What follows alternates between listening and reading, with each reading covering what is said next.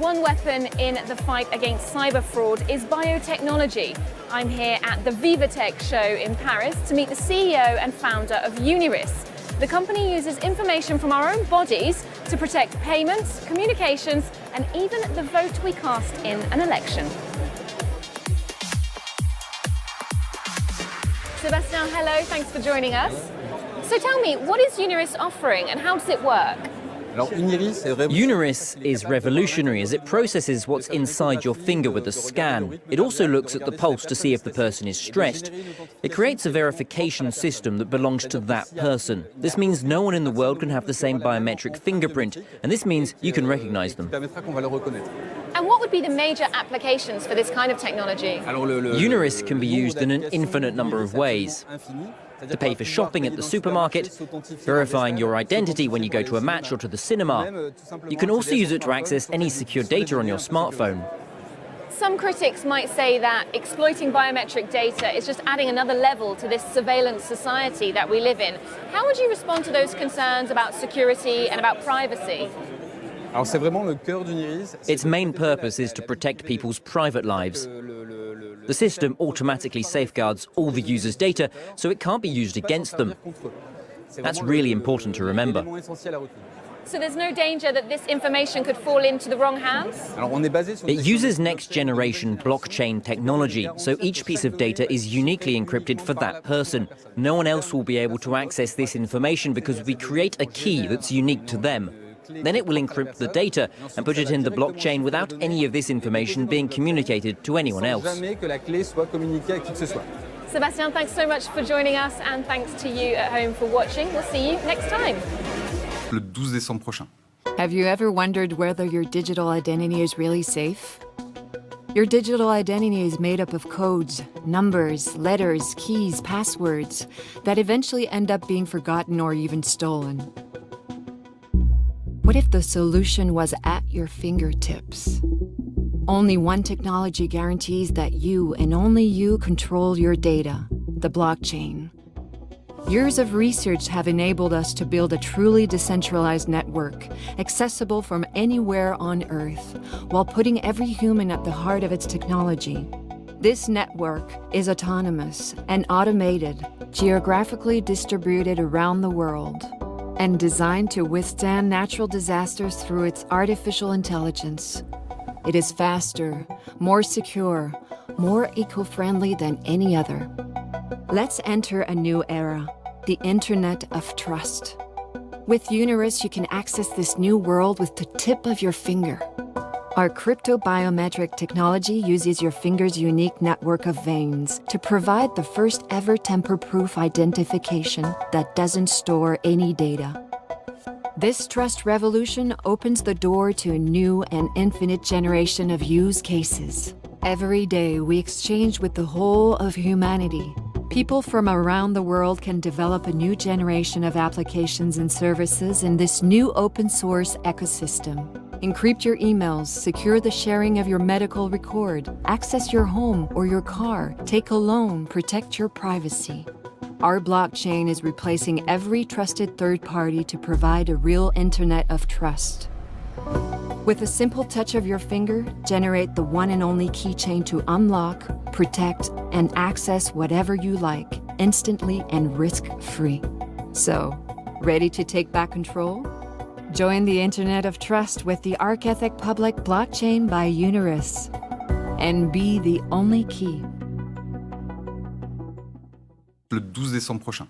Dont nous allons parler, qui est encore à l'épreuve des tests d'ailleurs, si j'ai bien suivi. Bonjour Sébastien Dupont. Bonjour. Vous êtes inventeur.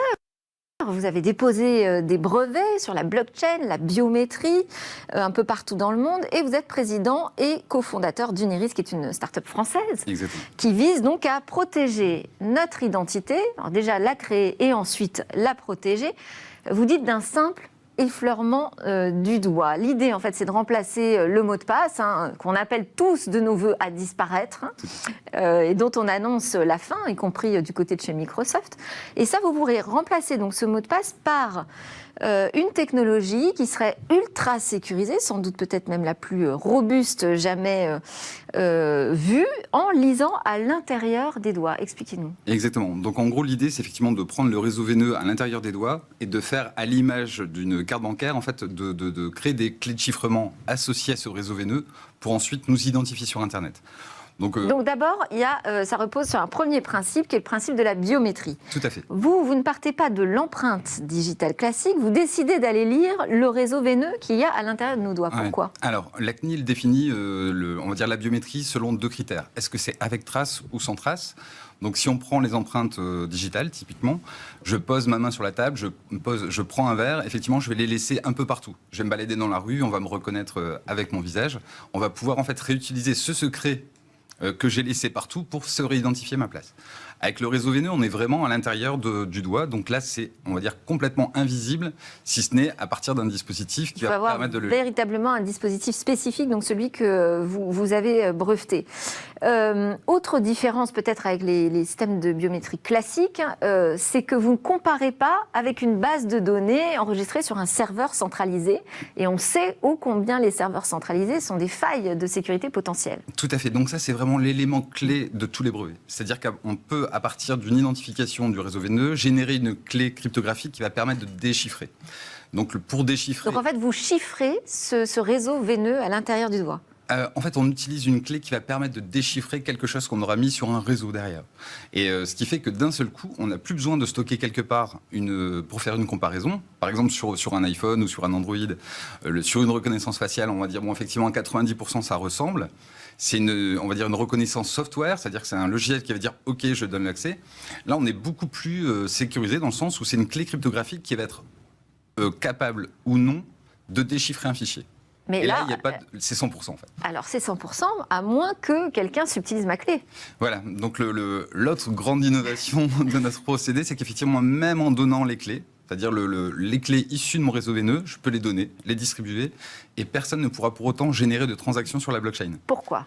Alors, on ne peut pas parce qu'effectivement, à l'intérieur de la blockchain, on utilise une mini proof of work, c'est-à-dire une preuve de travail qui est réalisée par les mineurs et qui va justement vérifier la validité des dispositifs qui vont générer l'identification.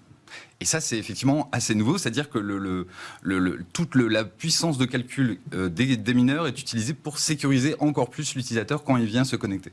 Donc c'est l'ensemble de la communauté des mineurs qui en fait sécurise la clé de mon réseau veineux. Exactement, ils vont s'assurer que quand vous vous identifiez, c'est bien vous, à partir d'un dispositif de confiance, qui vous identifiez et pas simplement vos clés qui ont été divulguées.